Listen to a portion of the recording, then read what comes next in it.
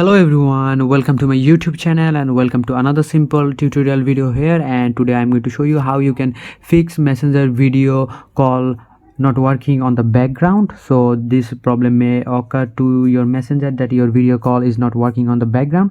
So let's fix this. Let's fix this problem. First of all, go to your settings option, and this will work on every phone, don't worry about it. And now you can see the option apps.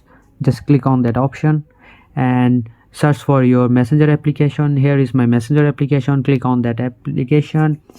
Here, go to storage and cache. Just click that option and first clear your cache memory and then clear storage and delete.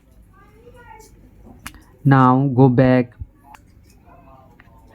So for the picture in picture option, just click that option, and if it's not allowed, make it happen and allow picture in picture. Turn on this option and it will fix your problem instantly. And this is the video, and I hope this video helps you.